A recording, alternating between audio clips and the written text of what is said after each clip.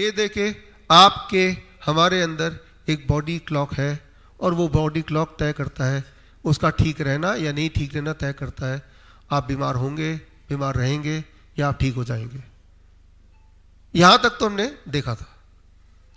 अब यहां पे ये जिक्र नहीं है कि वो टैबलेट से ठीक होंगे, टॉनिक से ठीक होंगे, किन चीजों से ठीक होंगे।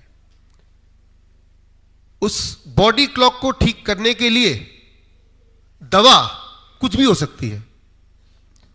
जो भी चीज आपके बॉडी क्लॉक को ठीक करे वही आपकी मेडिसिन है। आज ऐसे 5 मेडिसिन की बात हम करेंगे। पहली मेडिसिन,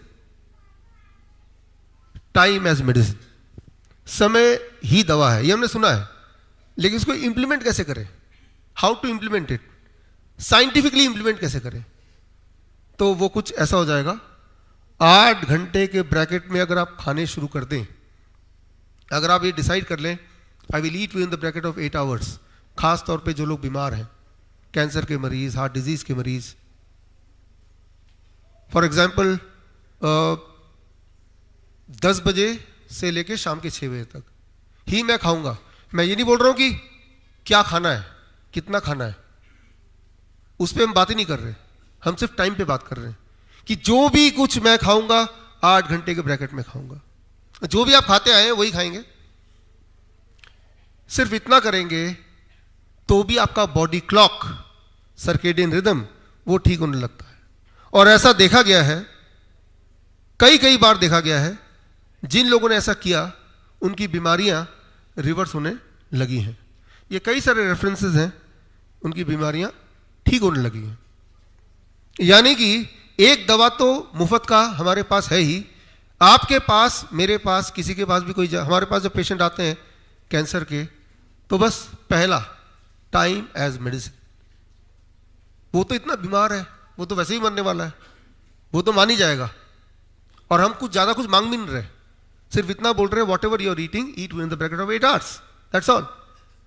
तो उससे क्या हम कैंसर ठीक कर रहे हैं? Maybe we are correcting the body clock, और वो बॉडी क्लॉक जब करेक्ट होने लगेगा तो बॉडी के अंदर जो प्रॉब्लम्स है उसकी वजह से वो भी करेक्ट होने लगेगा।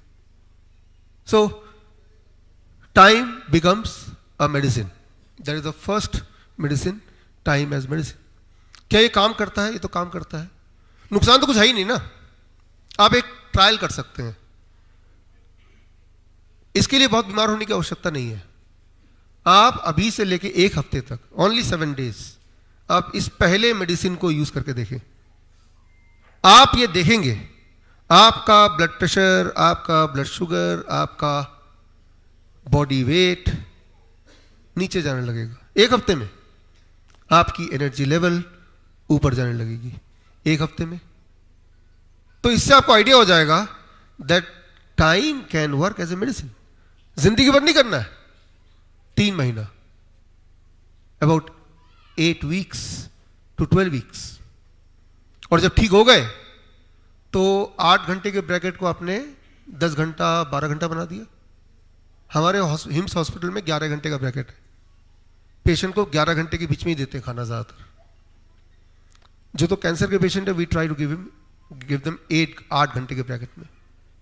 तो ये टाइम एज मेडिसिन तो आप घर पे भी कर सकते हैं। तो सबसे पहले जो भी लोग मुझे सुन रहे हैं ऑनलाइन भी, time as medicine you can try. नुकसान कुछ नहीं है, ऐसा नहीं कि जो हेल्दी है वो कर ही नहीं सकता। जो हेल्दी है वो करेगा तो उसको भी कुछ ना कुछ लाभ ही दिखेगा। We have to eat within the bracket of 8 hours. इसका उल्टा कर लेते हैं, 16 आवर्स, 16 घंटे रोज खाना है। खाने की क्वांटिटी नहीं बढ़ाने की बात कर रहा हूं, बस खाने को फैला देना है। सुबह 6 बजे उठे, कुछ ना कुछ खा लिया, फिर 1-2 घंटे बाद फिर खा लिया, रात के 10 बजे तक खाते ही रहे।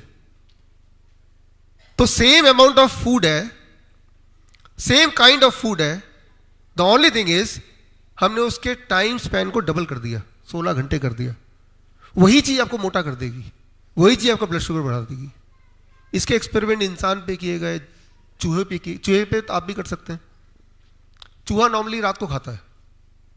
आप चूहा पकड़ लीजिए, चूहेदानी से पकड़ते ही हैं, और उसको दिन में खिलाइए, और जब सूरज ढल जाए तो उसके चूहेदानी से खाने को निकाल दीजिए। आप देखेंगे दो चूहे से कंपेयर कर सकते हैं, एक को रात को सेम खाना दीजिए, एक को दिन में दीजिए। जो तो चूहे को दिन में खाना मिल रहा है उतनी क्वांटिटी वो मोटा होता जाएगा। सो उसके सर्केडियन क्लॉक, उसके बॉडी क्लॉक के हिसाब से वो खाना उतना ही खा रहा है, लेकिन उल्टे टाइम पे खा रहा है। तो समय का महत्व है। क्या खा रहे हैं वो मैं बात ही नहीं कर रहा, अभी कब खा रहे हैं मैं उसकी बात कर रहा हूं। राइट, कितना खा रहे हैं, क्या खा रहे हैं, नॉट इंपॉर्टेंट, कब। राइट, तो the time can be a medicine. तो मतलब ये कि after the sunset need not to eat, don't eat. उससे पहले पेट भर के खाओ, जो भी खाना आपको पसंद है वो खाओ। ऊपर से आई एम फॉर्चुनेट, अभी एशिया के जो पहले एस्ट्रोनॉट फैम-1 11 सितंबर को भी वो इंडिया आए थे। हमने उन्हें इनवाइट किया था, वो आए थे हमारे प्रोग्राम में। आप में से किसी ने कोई मिले थे? हाँ, कई लोग आप मिले थे, राइट।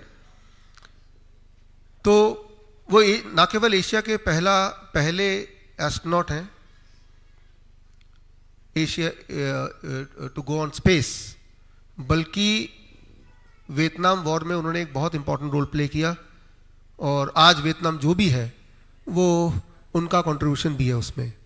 और हमें और आपको खुशी होगी कि फैम-1 जीरो वोल्ट थेरेपी के ब्रांड एम्बेसडर, गुडविल एम्बेसडर बनने को वो राजी हो गए। वही चिट्ठी अभी साइन मुझे ऑफिशियली मिली। जब फैम-1 स्पेस पे गए, या ऐसे और एस्ट्रोनॉट जब स्पेस पे जाते हैं, तो मैंने इनकी कहानी पढ़ी। स्पेस में जब ये लोग जाते हैं तो सबसे बड़ी चिंता क्या होती है? कहीं मर ना जाए। यही चिंता होती है ना, स्पेस में गए तो कहीं मर ना जाए। That is the only problem, कि स्पेस में भेज तो जाएंगे लेकिन मरे ना। और तब क्यों ये चिंता होती है? ऑक्सीजन तो भेज रहे, क्योंकि सर्केडियन क्लॉक, बॉडी क्लॉक पे 2017 में तो नोबेल प्राइज मिला है, लेकिन बहुत पहले से ही ये पता है कि जैसे ही सर्केडियन रिदम बिगड़ता है, बॉडी क्लॉक बिगड़ता है, बीमारियां तभी चालू हो जाती है। और जैसे ही अर्थ से कनेक्टिविटी उन लोगों की खत्म हो जाएगी, उनका बॉडी क्लॉक जो अर्थ से कनेक्टेड है, वो बॉडी क्लॉक बिल्कुल भी किसी दिशाहीन हो जाएगा एक तरह से। और फिर उनकी सेहत उस ऐसे बॉडी क्लॉक के ऊपर होगी जो दिशाहीन है। इस बात को समझिए, जैसे ही आप किसी भी नए देश में लैंड करते हैं, मोबाइल को ऑन करते हैं, पहले कुछ सेकंड के अंदर वो मोबाइल जैसे ही वहाँ के नेटवर्क में कनेक्ट होता है, वहाँ का नेटवर्क कनेक्ट होते ही वहाँ का जो टाइम जोन है उसको कैच कर लेता है। तो ठीक इसी तरह से आपका बॉडी भी लगातार अर्थ के नेटवर्क से कनेक्टेड है। और जिस तरह से आपके मोबाइल को किसी न किसी नेटवर्क से कनेक्ट होना जरूरी है, otherwise mobile is dead body. Mobile अपने आप में डेड बॉडी, आपको पता है। वो मोबाइल काम ही तब करेगा जब वो किसी न किसी नेटवर्क से कनेक्टेड रहेगा। इसीलिए मोबाइल जब हवाई जहाज में थोड़ा ना काम करता है, तो हमारे लिए तो वो डेड बॉडी है। हम वेट करते हैं जब हवाई जहाज से उतरेंगे और कोई नेटवर्क से कनेक्ट होगा, तब वो स्विच ऑन करेंगे, उस नेटवर्क को पकड़ लेगा, अब काम करेगा। Same is with the human, animal, any living species. We are at any moment of time connected with the earth. और अर्थ लगातार गाइड करता है, हमारी दिल की धड़कन हो, हमारे ब्लड प्रेशर हो, इस वक्त भी हमारा हार्ट बीट है, या उसका जो ग्रेविटी से पुल है, ये लगातार कंट्रोल हो रहा है। अब जैसे ही इसको स्विच ऑफ कर देंगे, डिस्कनेक्ट कर देंगे, स्पेस पे ले जाएंगे, तो उसके बाद जो बायोलॉजिकल क्लॉक है वो तो गड़बड़ हो गया। और इंसान में सबसे पहला जो दिक्कत आएगा, कंफ्यूजन होने लगेगा उसको। पहला कंफ्यूजन क्यों होता है? जैसे ही स्पेस में जाता है इंसान, तो अभी दिन होते हैं, से 12 घंटे का दिन है, 12 घंटे की रात है, या 8 घंटे का दिन है, 16 घंटे की रात है, इस तरह से होता है। स्पेस में जाते ही 1 घंटे का दिन, 1 घंटे का रात। वो स्पेस इस तरह से मूव करता है कि हर घंटे दिन और हर घंटे रात। तो अभी रात है, सोने लगे और अभी दिन हो गया, इस तरह से। तो जरा सोचिए 24 घंटे में अगर आपके पास 12 बार रात हो और 12 बार दिन हो और अब आपको सोना पड़े तो क्या करेंगे आप?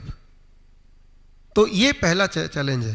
दैट मीन्स लाइट का एक इंपॉर्टेंट रोल है, एक बहुत ही इंपॉर्टेंट रोल है। मैं हीट की बात नहीं कर रहा अभी, लाइट का एक इंपॉर्टेंट रोल है आपके बॉडी के क्लॉक के कंट्रोल करने के लिए। सो लाइट के ऊपर बहुत सारे स्पेसशिप से जुड़े हुए रिसर्च किए गए हैं, खास तौर पे कैसे लाइट हमारे बॉडी क्लॉक को कंट्रोल करते हैं, how the light controls our body clock. सबसे आसान, इस वक्त हम इस कमरे में बैठे हैं तो यहाँ का अगर हम देखें, वो देना मीटर कि लाइट कितनी है, यहाँ का लाइट जितनी भी है, अगर यहाँ से बाहर जाएंगे उसके मुकाबले क्या यहाँ का लाइट सिमिलर है? बहुत ही कम है। ये लक्स मीटर से अगर मैं देखना चाहूँ एग्जैक्टली अभी कितना लाइट है यहाँ पे, हमारे इधर की इल्यूमिनेशन कितनी है,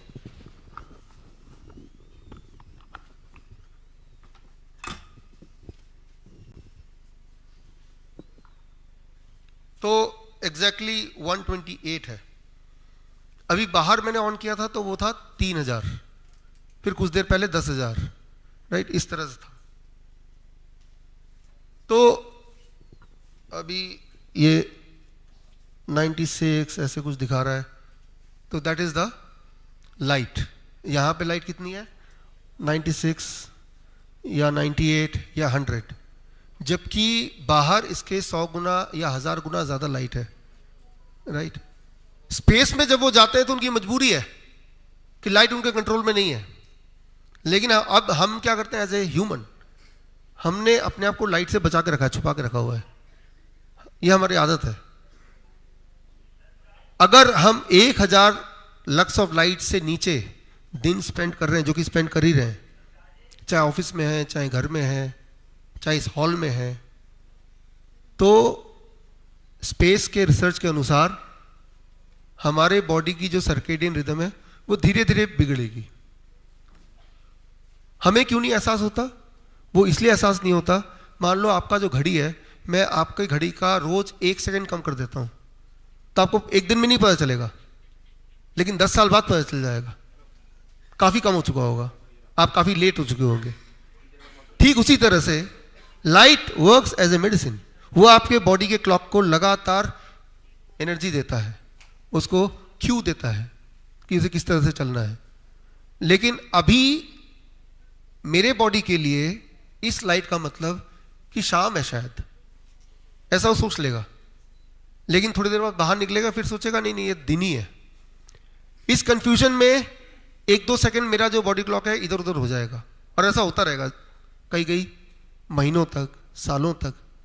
फिर जब बीमार पड़ेंगे, किसी भी हॉस्पिटल में जाएंगे, कोई भी मेडिसिन लें, लेकिन याद रखिए जो कॉज है वो कॉज जब तक हटेगा नहीं तब तो ठीक थोड़ा ना होगा, राइट। आराम मिल सकता है लेकिन ठीक तभी होगा जो मेन उसका रेमेडी है। तो ये that is a part of the education, क्योंकि ये सिर्फ हॉस्पिटल आके ठीक नहीं होगा, इसको घर पे ठीक रखना पड़ेगा, खास तौर पे वो लोग जो बहुत बीमार पड़ चुके हैं। मैं ऐसा नहीं बोल रहा हूँ लाइट की वजह से सब लोग बीमार पड़ जाते हैं, बट इसका एक रोल है, इसका भी रोल है, इसका बहुत इंपॉर्टेंट रोल है। ये इंपॉर्टेंस उनको पता है जो स्पेस में जाते हैं, तो उसका वो ध्यान रखते हैं कि 24 घंटे में 12 घंटे उनको रात दिखे, 12 घंटे उनको दिन दिखे, तो उस तरह का वो शैडो, उस तरह का आर्टिफिशियल लाइट अपने स्पेस यान के अंदर बना के रखते हैं। और वो ये डिसिप्लिन में रहने की कोशिश करते हैं कि जब तो उनको रात समझना अपने आप को, तब वो खिड़की से बाहर देखेंगे नहीं कि वहां तो दिन होगा, है ना। तो ये वाली ट्रेनिंग भी उनके पार्ट होता है। तो light is also a medicine. For example छोटी सी बात करते हैं हम, रात को कई लोग बोलते हैं कि सो के उठते हैं, आधी रात को टॉयलेट जाना पड़ता है और फिर नींद ही नहीं आती, होता है ना। जैसे ही आप टॉयलेट जाते हैं, आपने स्विच ऑन कर दिया लाइट टॉयलेट का, एकदम से 1000 लक्स ऑफ लाइट आपकी आंखों में पड़ा, आपके दिमाग ने क्या बोला? दिन हो गया, अब नींद कहाँ से आएगी? यानी कि इंपॉर्टेंट क्या है कि रात को, यानी कि शाम के बाद की लाइट, एटलीस्ट सोने से पहले वाली light, like a candle light, right, बहुत ही मामूली लाइट। और अगर आपको टॉयलेट जाना है तो 0 वोल्ट लाइट, उसकी तैयारी कर लीजिए, 0 वॉट लाइट, बस इतना कि हम देख पाए, ताकि वो नींद ना टूटे। वो जो नींद फिर नहीं आ रही है या फिर स्ट्रगल करना पड़ रहा है सोने के लिए, वो नींद की गलती नहीं है, आपने अनजाने में एक क्लू दे दिया कि दिन हो गया है।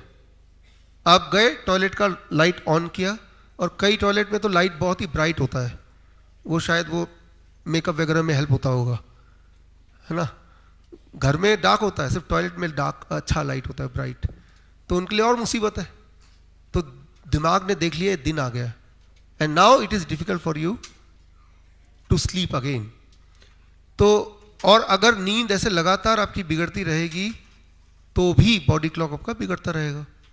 तो अब देखिए एक छोटा सा एक्शन, सिर्फ how it can make you ill. एक दिन में नहीं बनाएगा, सालों सालों में बनाएगा। अब जब आप बीमार पड़ ही जाएंगे तो इसका क्या कनेक्शन है किसी भी हॉस्पिटल जाके ठीक होने का? आपको तो उस कॉज को ठीक करना है ना, लेकिन वो कॉज कौन बताएगा आपको? किसी ने तो बताया नहीं। इंसान जीवन भर बीमार रहता है फिर। तो सबसे इंपॉर्टेंट बात, जैसे हम DIP डाइट पे हैं, तो बॉडी में अगर कोई केमिकल एक्टिविटीज है, जैसे ब्लड शुगर है, ब्लड प्रेशर है, थायराइड है, तो वो इससे ठीक हो जाएगा। लेकिन कोई फिजियोलॉजिकल डैमेज है तो हो सकता नहीं भी ठीक हो, तो फिर हमें कुछ और देखना पड़ेगा। तो मेडिसिन कुछ भी हो सकता है, there can be many type of medicine. Medicine वो जो हमारे बॉडी क्लॉक को ऑल्टर करने की क्षमता रखता हो, राइट। उसी को हम समझें, उसको ठीक से यूटिलाइज करें, तो हमारा बॉडी क्लॉक धीरे धीरे ठीक होगा, ऐसा हम उम्मीद करें। और कैसे पता चलेगा हम ठीक हो रहे हैं?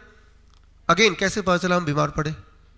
वो भी हम ही ने बताया ना हम बीमार हैं, राइट। तो जिस तरह से हमें पता है कि हम बीमार हैं, ठीक उसी तरह से हमें पता होगा कि हम ठीक हो गए अब। तो हमने बात की थी लाइट एज मेडिसिन। अब तीसरी बात करते हैं जो आज का एक मुख्य टॉपिक भी है, अर्थ एज मेडिसिन। आपने 0 वोल्ट की ट्रेनिंग ली, आपने ये जाना कि सो ऑब्वियस मेडिसिन जो इतना बिखरा पड़ा हुआ है, लेकिन हमारा ध्यान ही नहीं गया कभी। और वो कितना पावरफुल हो सकता है, वो कितना पावरफुल हो सकता है, ये इस बात से अंदाजा लगा सकते हैं कि एक इंसान जिसको बोल दिया गया था गैंग्रीन से आपके पैर काटने पड़ेंगे, उनका वीडियो मैं दिखाता हूं आपको। जय जिंद। मैं ललित जैन, पुत्र श्री कांगराजी गांधी मुता साइला कोयम्बटूर। हाल ही के दिनों में मैं लंबी बीमारी, जिसे एलोपैथी विज्ञान में अंग काट के अपाहिज बना दिया जाता है, उसके खिलाफ जंग लड़ी और विजय प्राप्त की, जिसे डायबिटिक गैंग्रीन कहा जाता है, जो मेरे लेफ्ट साइड के पैर के निचले हिस्से में हो गया था। मैंने घरेलू इलाज भी किया, दवा भी खाई, लेकिन घाव नहीं भरा। लास्ट में डॉक्टर ने मेरे को अंग काटने की सलाह दी। अभी मेरे पास 2 रास्ते थे, या तो मैं डॉक्टर की सलाह मान के अंग को कटवाता या फिर दूसरे रास्ते पे चलता।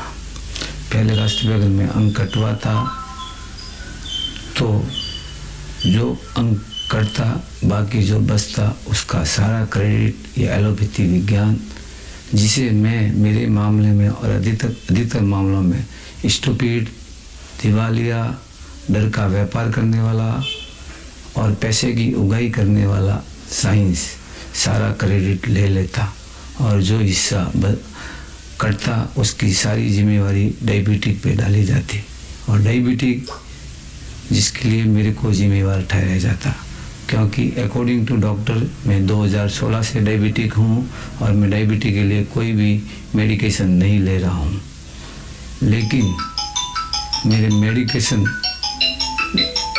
नहीं लेने की वजह से इस पे कोई फ़र्क नहीं पड़ता, क्योंकि मेडिकेशन मेरे ब्लड के नंबर को सही रखती, लेकिन जो मेरे पैर में सिग्नलिंग सिस्टम स्विच ऑफ हो गया था उसको कभी ठीक नहीं कर सकती। अगर मेरा पैर कटता तो भी ये सिग्नलिंग सिस्टम स्विच ऑफ होने की वजह से करता।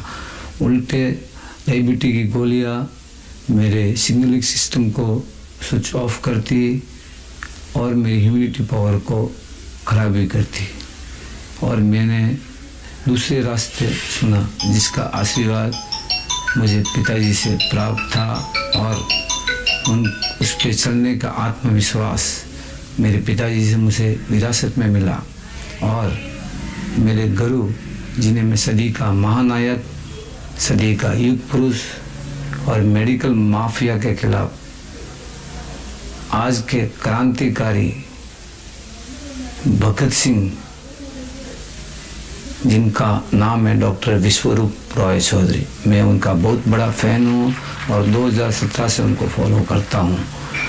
उनका डाइट प्लान और थेरेपी मेरे इस जंग में लड़ने के अस्त्र शस्त्र थे और सभी मैंने इन अस्त्र शस्त्रों का इस्तेमाल किया, लेकिन सारे अस्त्र शस्त्र मेरे धराशायी हुए। फिर भी मैंने हथियार नहीं डाले। मेरे को तलाश ब्रह्मास्त्र की और वो भी मेरे गुरु ने मुझे ब्रह्मास्त्र दिया। उसके इस्तेमाल करते थे 7 दिन में मेरा घाव, जिसे डॉक्टर ने काटने की सलाह दी, बिल्कुल ही ठीक हो गया, जो मेरे लिए अविश्वसनीय था, कल्पना से परे था, लेकिन बिल्कुल ठीक हो गया।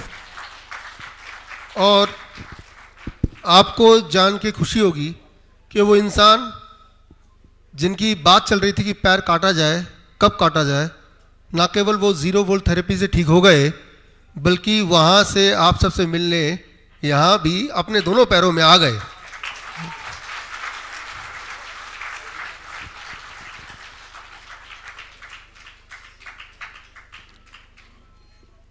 आइए आइए, वेलकम। अरे थैंक यू, थैंक यू। सो अभी आपने इनको देखा स्क्रीन पे, अभी आप साक्षात इनसे मिल रहे हैं। तो इन्होंने डाइट पे तो ये ऑलरेडी थे, 2017 से थे। हाँ, मेरे को 2016 में एलोपैथी डॉक्टर ने डायबिटीज कर दिया था, लेकिन मैंने कोई मेडिसिन नहीं, आपकी डाइट से मैं एकदम ठीक हूँ। 2017 से आपकी डीआईपी डाइट पे हूँ। दिस मीन्स ब्लड शुगर तो नॉर्मल था, बट गैंग्रीन हो गया। अब जब गैंग्रीन हो गया तो उसके बाद आपने ये 0 वोल्ट थेरेपी, गैंग्रीन मेरे को 3-3.5 महीने से था। 3-3.5 महीने से था।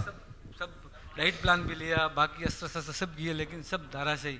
उसके बाद आपकी 0 वोल्ट थेरेपी काम की, वो रियली अमेजिंग, मतलब अविश्वसनीय, मेरे लिए भी किसी चमत्कार से कम नहीं थी। Thank you.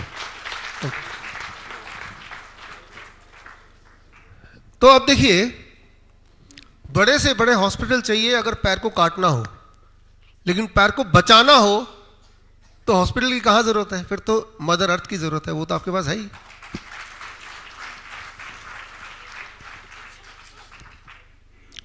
So earth is a medicine, being connected with the earth is a medicine. ये कनेक्टिविटी को आप हटा दें तो इंसान बीमार पड़ सकता है, जानवर मरने लगते हैं। जिस तरह से आपने देखा चिड़िया है या फिर इंसेक्ट्स हैं, वो अब धीरे धीरे विलुप्त होते जा रहे हैं, कम होते जा रहे हैं, राइट? वो कम होते जा रहे हैं, मरते जा रहे हैं। क्यों?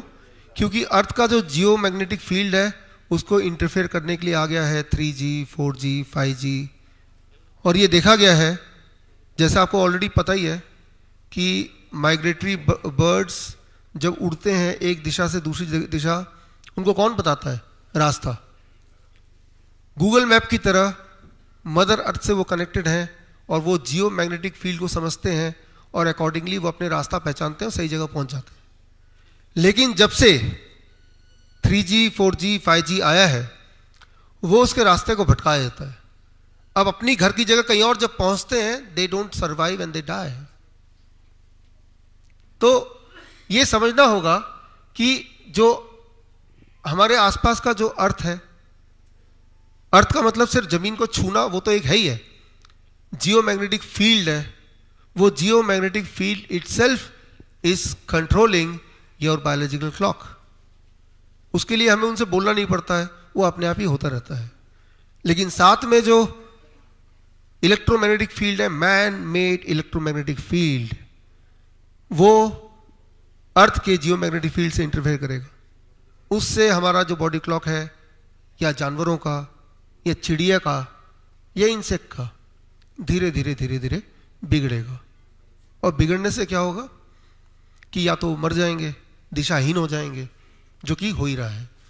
तो इस पे बहुत सारे रिसर्च पेपर आए हैं, जैसे ये रिसर्च पेपर है कि चिड़िया जैसे ही वो इंटरफेयर होता है जियोमैग्नेटिक फील्ड का मैन मेड इलेक्ट्रोमैग्नेटिक फील्ड के साथ, तो रास्ता भूल जाती हैं, and that is how they started dying. तो बोलने का मतलब ये है कि ऑलरेडी वो चीज़ें, मेडिसिन जिससे बोलते हैं रियल मायने में, जिससे इंसान ठीक रह सकता है या ठीक रहता है, ऑलरेडी अवेलेबल है, लेकिन उसको अगर हम दूषित करने लगे, that is how we are going to get ill. तो रियल मायने में ठीक होने के लिए जो मेडिसिन है, उसके लिए कहीं से कुछ नया बनाने की ज़रूरत नहीं है, वो नेचर ने किसी न किसी रूप में दिया हुआ है। लेकिन हमारे दिमाग में बैठा है कि जब तक वो टैबलेट के फॉर्म में ना हो, टॉनिक के फॉर्म में ना हो, सर्जरी के फॉर्म में ना हो, तो वो मेडिसिन नहीं है। जबकि मेडिसिन तो वो है जिससे हम ठीक होते हों। जैसे इनके केस में, ललित के केस में, मेडिसिन क्या था? मेडिसिन ये था कि उन्होंने सिर्फ क्या किया, मान लो अगर मुझे करना हो, अगर मैं ललित की जगह हूं, मेरे कितने पैसे खर्च होंगे? बस एक तार, इस तार को लंबा कर लूं, 20 रुपए मीटर तार है, 5-6 मीटर तार ले लिया, 10 ले लिया, 15 ले लिया, और इस तार का एक छोर, और जहां पे इनको गैंग्रीन था या जहां पे किसी को चोट है, उसके ठीक नजदीक लगा दिया, और दूसरा छोर ले जाके मिट्टी पे गाड़ दिया। इतना ही तो करना है, या तो सीधे जाके मिट्टी में बैठ जाओ। लेकिन आप बिल्डिंग में रहते हैं, ऐसी कोई मिट्टी है नहीं, और कितनी देर बैठे हैं, करना भी 8-10 घंटे रोज, तो बस इतना। अब इसमें खर्चा कितना हो सकता है? 100 रुपए, 200 रुपए, 500 रुपए, एक ही बार, जिंदगी भर के लिए, राइट? तो ये तार, तो ये क्या है, हमने अर्थ से कनेक्ट कर दिया। इसको आप सोने का बना दें तो और महंगा हो जाएगा, इसके आगे हीरे जड़ दें तो और महंगा हो जाएगा, लेकिन तब भी काम तो सेम ही करेगा ना।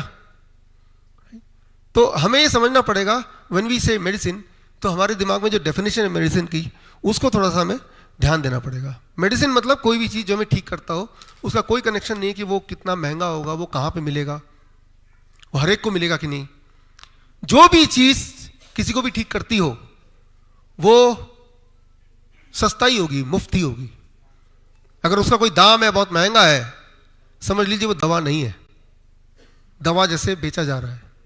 It can not be a medicine. Medicine तो वो है जो फ्री में है, जो कुदरत ने बनाया है, उसके अलावा इंसान मेडिसिन नहीं बना सकता कभी भी। इंसान ने आज तक एक भी चीज ऐसी नहीं बनाई जिससे हमारा बॉडी का कोई भी इलाज हो। हाँ, ये रोल है, फॉर एग्जाम्पल किसी की हड्डी टूट गई, इंसान ये कर सकता है कि हड्डी को सही जगह पे प्लेस कर देगा, लेकिन उसके बाद दोनों हड्डी जुड़ेंगे कैसे?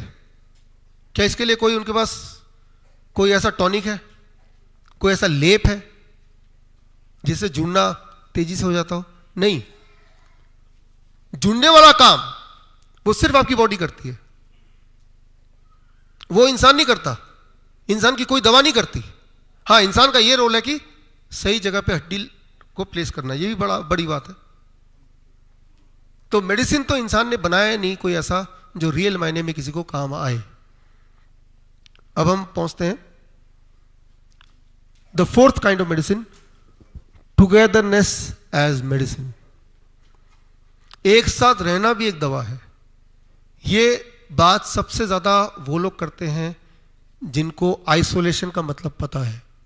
स्पेस में जो लोग यात्री जाते हैं, तो ये पता है कि स्पेस में जाते ही ये अकेले पड़ जाएंगे, और अकेलापन इनकी मूड को खराब करेगा, इनकी नींद को खराब करेगा, इनके कंसंट्रेशन को खराब करेगा, इनके मेंटल हेल्थ को खराब करेगा, एंड इनके फिजिकल हेल्थ को भी फिर इम्पैक्ट करेगा।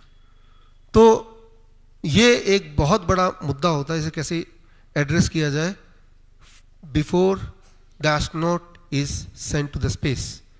तो togetherness is also a medicine.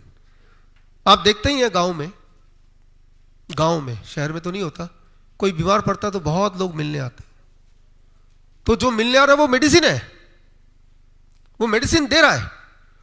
जैसे ही सुनता है कि वो मिलने आ रहा है, वो जो सुन लिया कि वो मिलने आ रहा है तो वो मेडिसिन है, and it is a science. NASA में और भी जितने भी स्पेस स्टेशन है वो इसी पे रिसर्च करते हैं, that togetherness becomes a medicine and isolation अगर करते हैं, इसको उल्टा करते हैं, so that becomes a disease, right. तो इस पे अगर आपको डिटेल में जाना है तो you can see this research paper. इस पे कई सारे रिसर्च पेपर हैं जिसमें ये देखा गया है कि इंसान को लेके बाकी लोगों से अलग कर दो, इंसान बीमार होता जाएगा, फिर उसी इंसान को उठाओ बाकी लोगों के बीच में डाल दो, अपने आप ठीक होने लगता है। पिछले 2-3 साल में आपने एक कॉन्सेप्ट सुना, क्वारंटाइन। ऐसा बताया गया कि क्वारंटाइन इसलिए कर रहे हैं ताकि आप ठीक हो जाए, जबकि क्वारंटाइन करने से क्या होगा? एक हेल्दी से हेल्दी इंसान, उसको आप क्वारंटाइन कर दें 14 दिन के लिए, हेल्दी नहीं रह सकता, वो बीमार हो गए होगा। और वो प्रूवन है ऑलरेडी, ऐसा नहीं कि नहीं पता, हमें पहले से ही पता है। ये रिसर्च पेपर 2015 का है। किसी भी एक इंसान को बीमार करना हो, बस इतना ही करना, उसको उठाओ बाकियों से अलग कर दो 14 दिन के लिए, बीमार पड़ जाएगा। क्वारंटाइन वो इसलिए नहीं कि आपकी हेल्थ को ठीक करना है, हाँ ठीक करने के बहाने आपको बीमार करना है। स्पेस आइसोलेशन स्टडी, कई स्पेस आइसोलेशन स्टडी हुए हैं, ये कुछ एक हैं जो आपके स्क्रीन पे दिख रहे हैं। मैं ये सारा इसलिए दिखा रहा हूं कि मैं एम्फेसिस करना चाहता हूं कि मेडिसिन, किसी के मिलना भी मेडिसिन है। ये बात जिनके पास सारी टेक्नोलॉजी है, अगर उनको समझ आ रही है तो ये बात हम सबको भी समझ आ जानी चाहिए।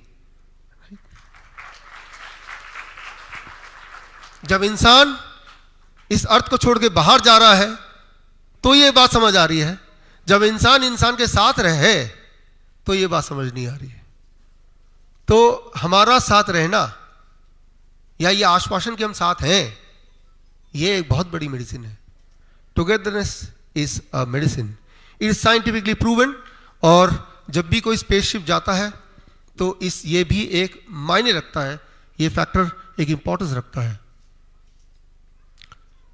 यहां तक कि इंसान को इंसान से ही नहीं मिलना, इस तरह के ट्रायल्स में देखे गए हैं कि इंटर स्पीसीज मिलना, प्लांट से बात करना, जानवरों के आसपास रहना, यह भी आपके हेल्थ को इंपैक्ट करती है पॉजिटिवली। जितना आप बाकी स्पीसीज से दूर होते जाएंगे, आपका बॉडी क्लॉक उससे भी धीरे धीरे डिस्टर्ब होता जाएगा। जितना आप नेचर के पास रहेंगे, इंटरैक्ट करेंगे, इंटर स्पीसीज इंटरैक्शन, वो भी एक इंपॉर्टेंट दवा है। टुगेदरनेस इज ए मेडिसिन, चाहे वो ह्यूमन टुगेदरनेस हो, चाहे वो कोई भी इंटर स्पीसीज टुगेदरनेस हो। अपने घर में जो लोग प्लांट लगाते हैं या जानवरों से किसी न किसी रूप में आप कनेक्टेड रहते हैं, वो भी दवा है और वो प्रूवन दवा है। ये सामने आपके रिसर्च पेपर दिख ही रहा है।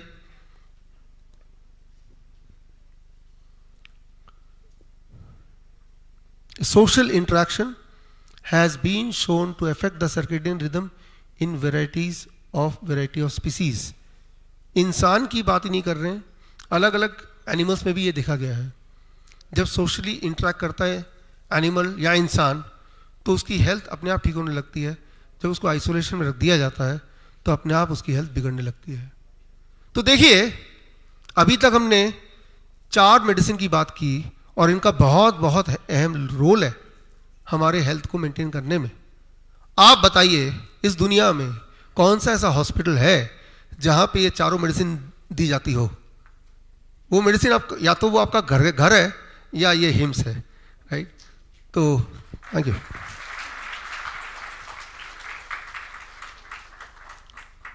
हमें ये लगता है कि मेडिसिन का मतलब कि थोड़ा पैसे से खरीदा जाए, जिसे जेब में रख सकें, बॉटल में डाल सकें, जिसे पी सकें, तो ही वो मेडिसिन है। जब हम इस तरह से हम सोचते हैं तो फिर ये सारी चीज़ें हमसे दूर हो जाती हैं। पांचवा, जिसकी बात हम पिछले 1 साल से या अधिक समय से 1.5 साल से करते आए हैं, that is gravity as medicine. देखिए, ग्रेविटी एक बहुत बड़ी समस्या होती है जो लोग स्पेस में जाते हैं उनके लिए। इस वक्त आपके ऊपर 2 फोर्स काम कर रहे हैं, मेरे ऊपर भी। एक तो मेरा हार्ट काम कर रहा है, ब्लड को ऊपर खींच रहा है, और ग्रेविटी काम कर रहा है, ब्लड को नीचे खींच रहा है। बैलेंस बना हुआ है। अचानक ग्रेविटी हटा दें तो क्या होगा? हार्ट तो ब्लड को ऊपर खींचेगा, पर नीचे खींचने के लिए कुछ है ही नहीं। तो धीरे धीरे क्या होगा? आपका ब्लड ऊपर आने लगेगा, आपका ब्लड ऊपर इकट्ठा हो जाएगा, और जब ऊपर इकट्ठा होने लगेगा तब क्या होगा? You will die. Zero gravity. तो यह भी एक बहुत बड़ी समस्या है कि ग्रेविटी जब नहीं होती है तो क्या हो सकता है।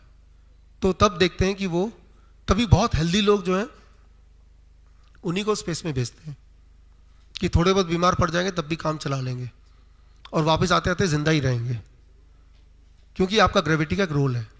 इसी ग्रेविटी के रोल को हमने इस्तेमाल किया हिम्स हॉस्पिटल्स में, और ग्रेविटी को अंडरस्टैंड करते हुए आज आप देखिएगा hot water immersion, head down tilt, lower leg hot water immersion, lower limb hot water immersion, कि ग्रेविटी को मैनिपुलेट करके पेशेंट के सिम्टम्स को देखते हुए किस प्रकार कौन से अंग में जहां ज्यादा ग्रेविटी की जरूरत है उतना ग्रेविटी डाल के हम उस अंग को रिवाइव करें। For example kidney, for example liver.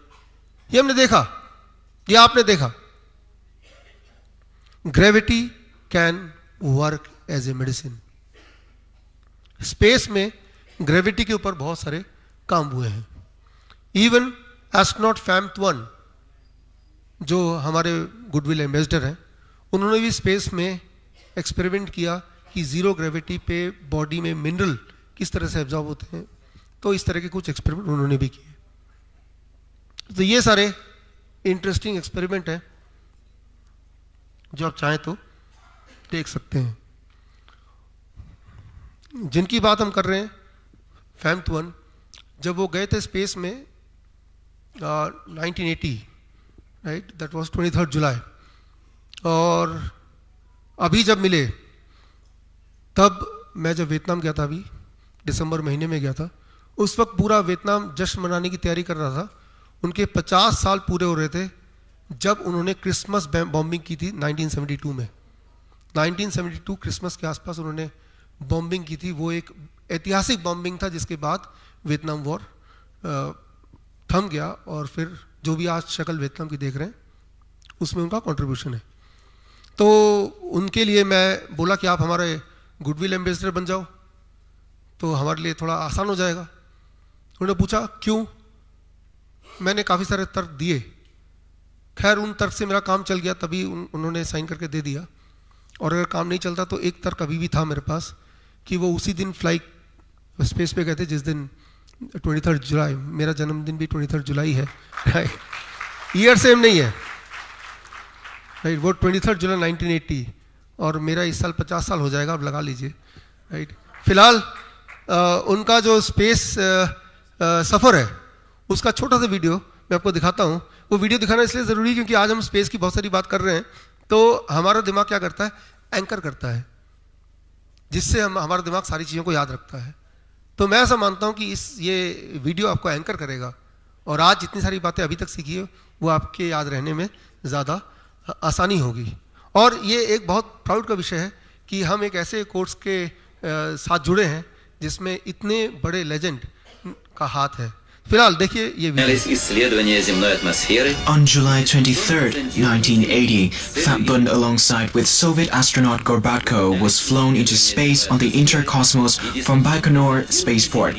During his 8 days in space, Fab-1 made 142 orbits around the Earth, and during his 20th round, the Vietnamese astronaut became overwhelmed with emotion as he saw his own country from space.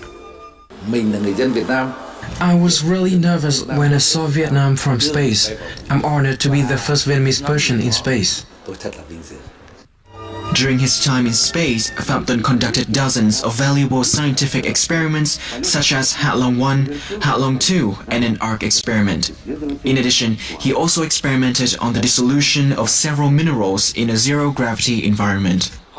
A zero-gravity environment can be used to produce complex materials and brought. The fact that a Vietnamese went to a space station raises Vietnam's status on the international level. That is the spaceship that took Gorbatko and Phạm Tuân to the Salyut 6 space station.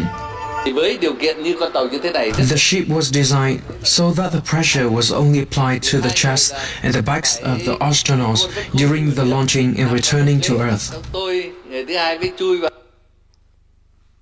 खैर ये है fam तुअन जो आपके हमारे course के goodwill ambassador हैं। और आगे चलते हैं। जो भी हमने बताया ये तो सिर्फ 5 मेडिसिन के बारे में बताया। पहला मेडिसिन याद है आपको अभी भी?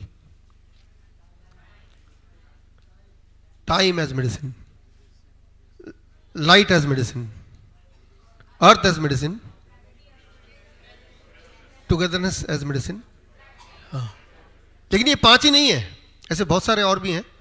और जिसके लिए आगे डॉक्टर नमिता को अभी मैं स्टेज पे बुलाऊंगा तो वो आपको बताएंगी कि किस तरह से और भी बहुत सारे फैक्टर्स जो हमारे बॉडी के बायोलॉजी को कंट्रोल करते हैं, जिनको बदल के हम इंसान को ठीक कर सकते हैं, या उनकी ऐसी बीमारियां जिनको बोल दिया गया है कि ये ठीक ही नहीं हो सकता, वो ठीक हो सकता है।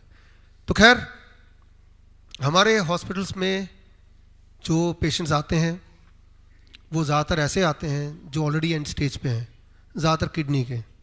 लेकिन इसका मतलब ये नहीं कि जो एंड स्टेज में नहीं है वो वेट करें कि पहले एंड स्टेज तक पहुँचें।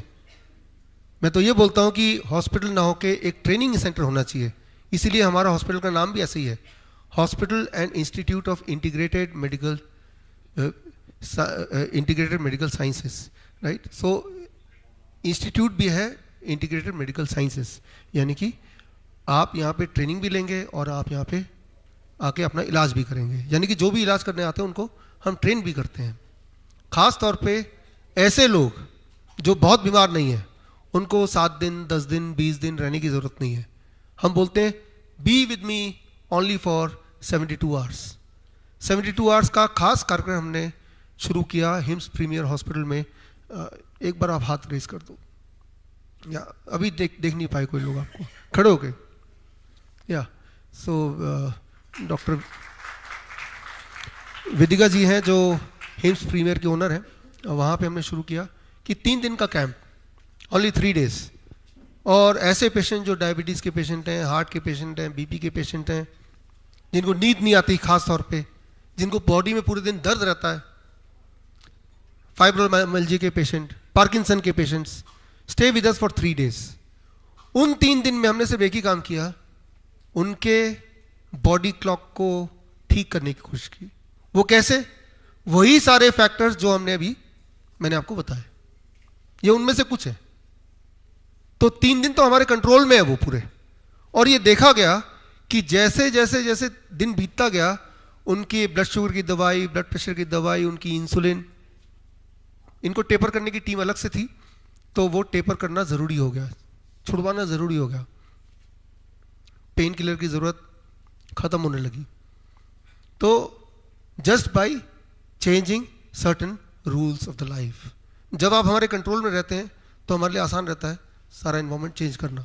यही सारी चीज़ अगर आप घर पे करना चाहेंगे, हो सकता है घर में ही कई सारे लोगों का ऑपोजिशन मिले। ट्रांसफ्यूजन ना हो वो जिम्मेदारी हम खुद लें। और इसमें इंटरेस्टिंग बात क्या है कि कोई दवा नहीं है, रादर मेडिसिन इज व्हाट। आपने वही देखा, पानी मेडिसिन, अर्थ इज मेडिसिन।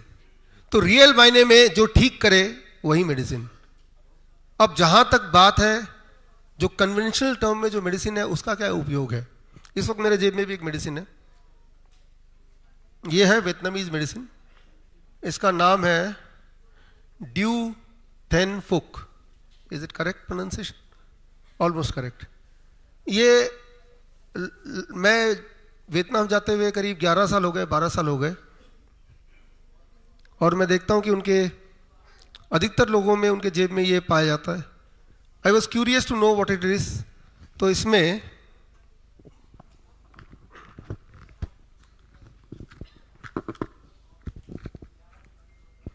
एक छोटा सा ऐसा बोतल निकला।